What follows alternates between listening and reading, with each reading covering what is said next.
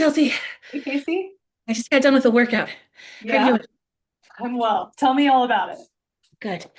Well, I was out on a run and something happened to me that happens way too frequently, actually, which is some completely random person trying to be very well-meaning and supportive went out of their way to cheer me exclusively on out of the whole crowd of people also moving their body. Nice. Why do you think they do that? Why are they cheering you? They're picking you as the golden child. I would like to say it is because of my inherent charisma and my magnetic personality. I would, but that would be, I feel like, not true or real. What it is I am a visibly fat person exercising, and we live in a diet culture society where we have very fixed ideas about what having certain bodies means about the person you are.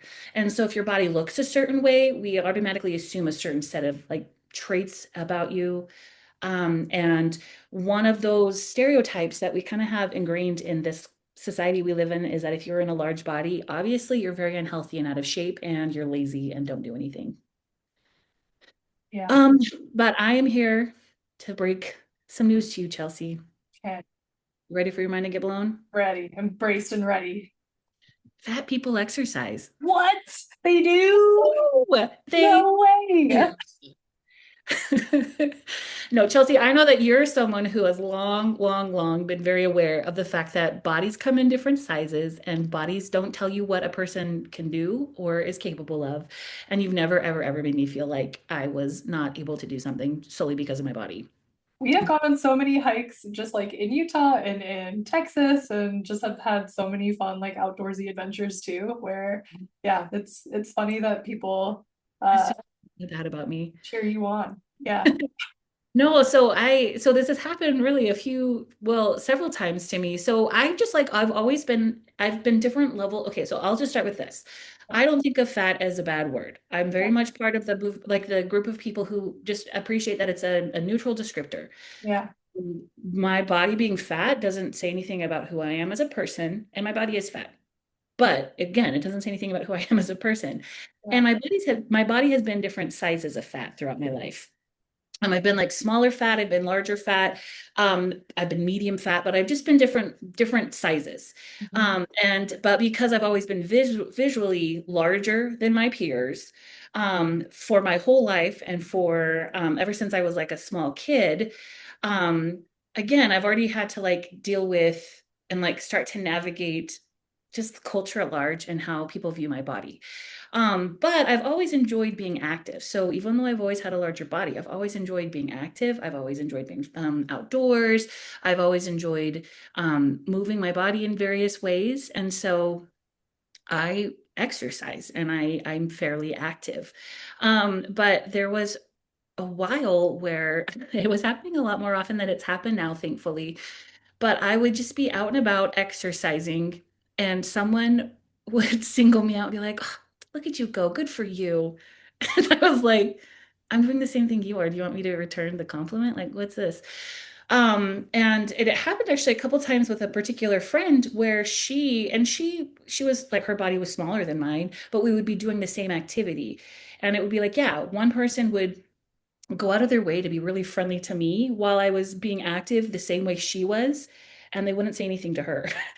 And so it was like, what's different about us? I don't know. And so yeah, we just made it a joke. We had it as a joke that I wanted to start a club called Runners Plus because at the time we were both trying to like be better at running.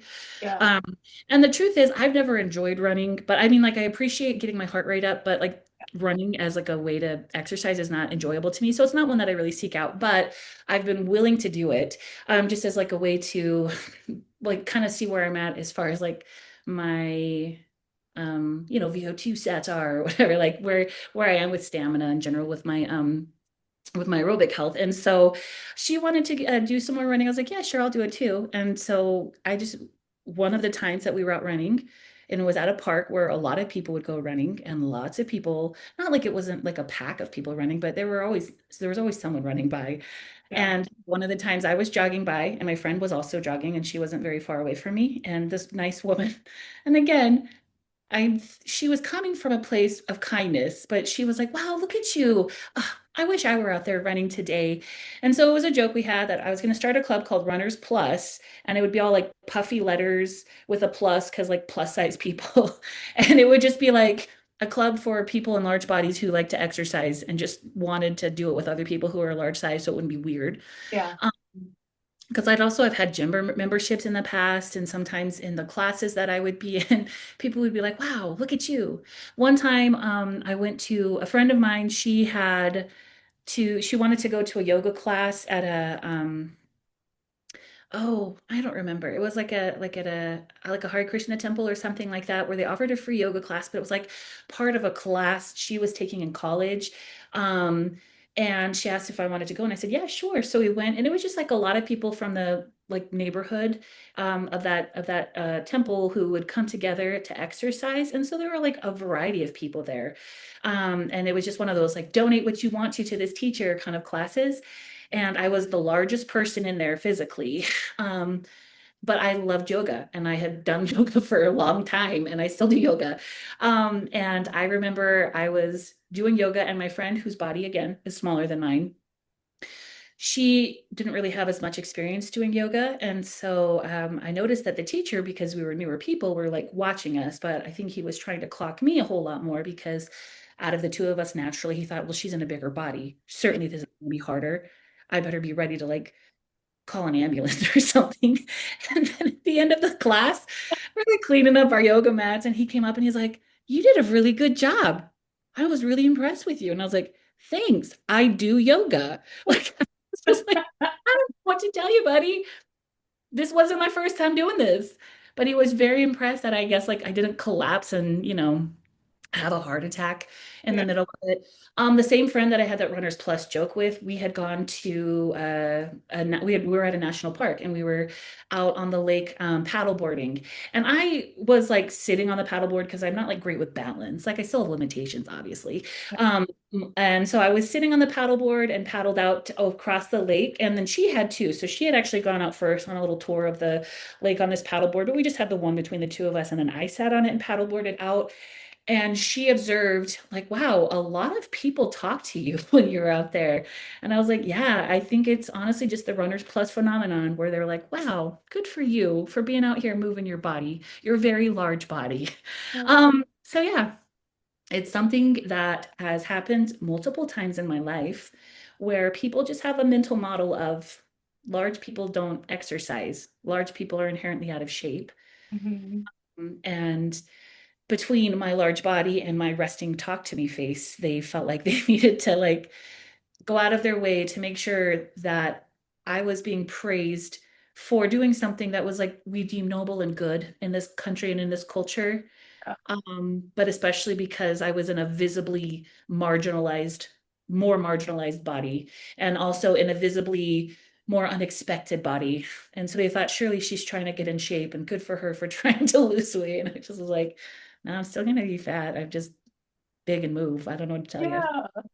Do you think too that people listening to all your like your compilation of stories, it made me wonder if people think that like fat people aren't strong, which I think is like the complete opposite of what reality is in terms of like um If you're carrying around more weight on a daily basis, you probably have a yeah, pretty good muscle mass to be able to do that. yeah, Yeah, so there's some of that.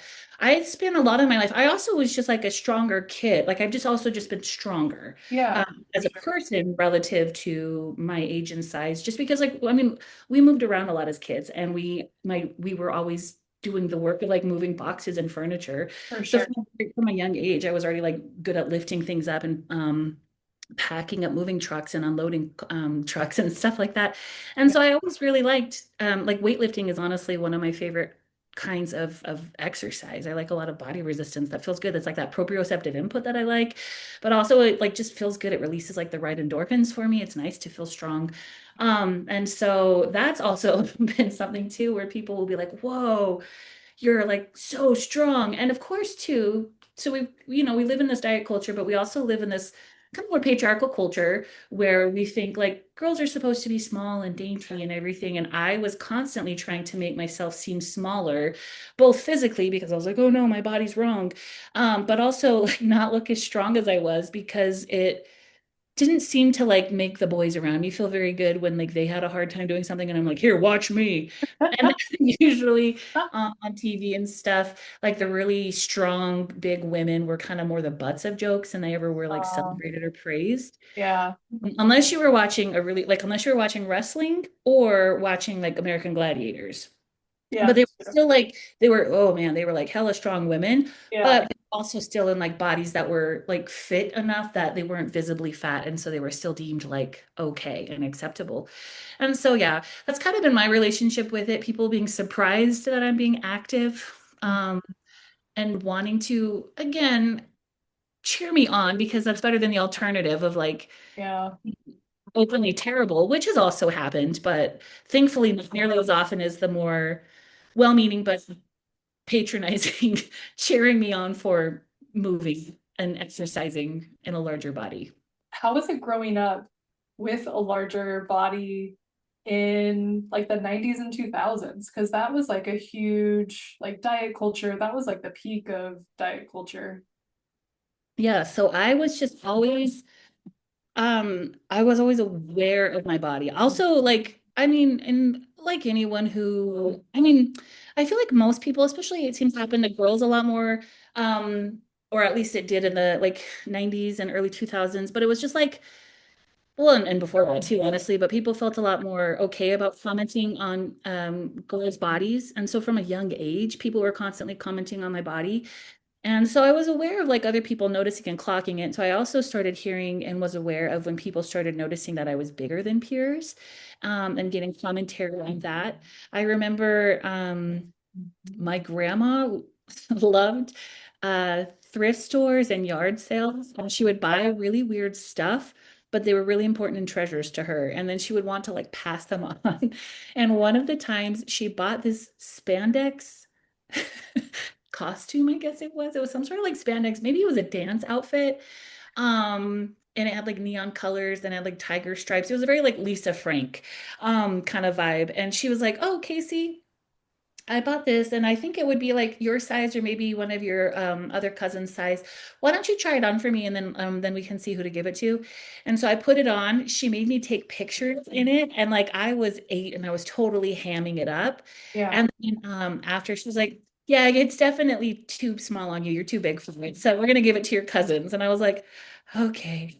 Oh, Little moments like that. And that was just one example that stands out in my mind. So it was just like, I was always aware that my body was bigger. And at the time, it was really easy because of all the messaging in the world. um, yeah. to be like, yeah, this is wrong. This is not the right body for me. And I remember like starting to already want to like try to make my body smaller when I was like, 12, 13, being Yeah. like, how do I do it? I probably just need to eat more vegetables. And I had like no context for like nutrition or wellness, but Yeah. I was like, oh, so like not eating as much. And thankfully I didn't develop an eating disorder, Yeah. but it's easy to see how that can happen. For people who do experience that body dysmorphia. But yeah, instead it was just me being fully aware of my body being larger than my peers, constantly feeling like I was a monster, but also trying to be like cool about it. And I definitely had that thought of like, if I don't point out that my body's bigger than everyone else's, no one else will notice. And so I would be around friends and they would start making like, fat jokes or like not like Yeah. really mean ones, but they'd be making comments about how big someone was. And I'd be like, yeah, totally. And it was like, oh my gosh, I'm probably bigger than that person. Yeah. And so, but again, it was like there was already this distinction of like fat being an insult because of the kind of person it meant you were versus, but you're not fat. And it's like, but I am physically fat, Yeah. but I'm not fat, and that it means that like gross and lazy and incompetent and all that kind of stuff. Yeah. So there was a lot of that kind of growing up. And it took a long time because I had like a lot of, just like food police, diet police kind of voices in my head for a very long time. And I tried several different diets and I like would lose weight and then I would gain it back. And it was always like such a crummy feeling for people to like to see the change in people who would see me when I was in a smaller body and see the way people treated me versus when my body got big again. And it was just really the worst. But I kind of just, got to a place where I realized my body is what it is, and I'm glad for it and I'm grateful to it.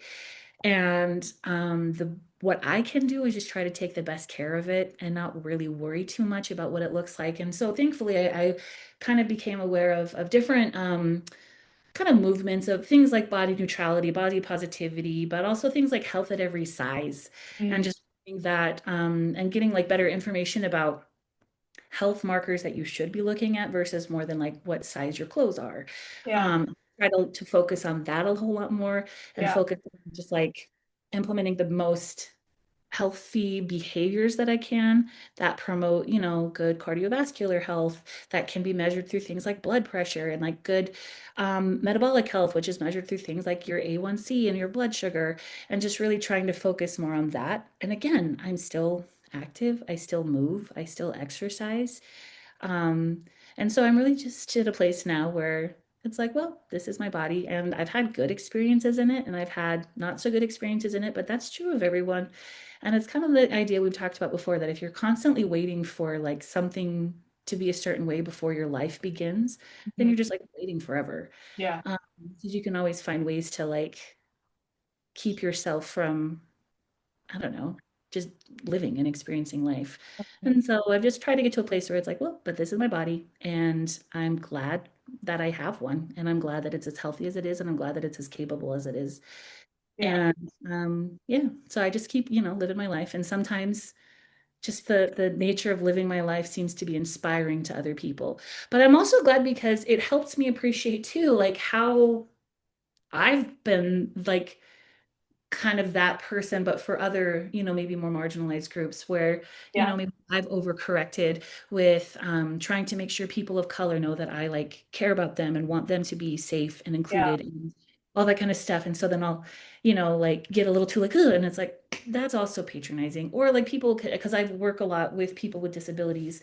And then seeing how people who aren't as used to working with people with disabilities, well, sometimes again, in an effort to make sure that we're treating them more humanely than we have in the past, we'll kind of overcorrect and be like, they're all saints. And it's like, well, no, they're just people and they have yeah, a disability, but they're still a person. And yeah, like to also all of a sudden like try to make them have any characteristics other than who they are is also not fair to them because they're just yeah. trying to live life and have the same kind of experiences that everyone else is allowed to have. So, yeah. Do you have any resources or books or podcasts that have really helped you get to a place of like body positivity and body neutrality and health at every size that you could recommend to Uh, people? Well, so one of them is so the book Health at Every Size by Lotto Bacon is a book where it talks specifically about how health can happen in all sorts of body types.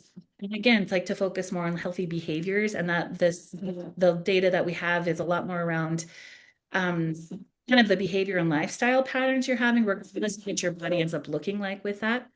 The work of the book Intuitive Eating was a really big help to me. It's Evan Tribole and I forgot her name. Anyway, it's a really great book. It's also very much built around helping people kind of build again interoception around eating.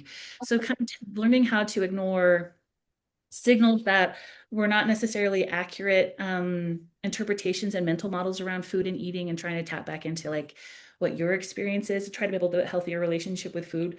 That was really helpful to me. Some different podcasts I've listened to.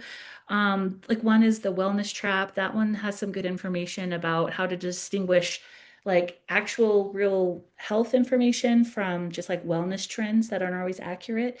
And they're a very body inclusive podcast as well. Lindy West, I remember when I first read Shrill, I really loved her book because it was the first time I like had someone, she had to talk about how she had to eventually just come out to her family as fat.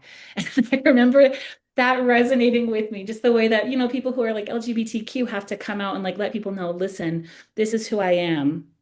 She had to do the same kind of thing with the people in her life to be like, listen, I'm fat.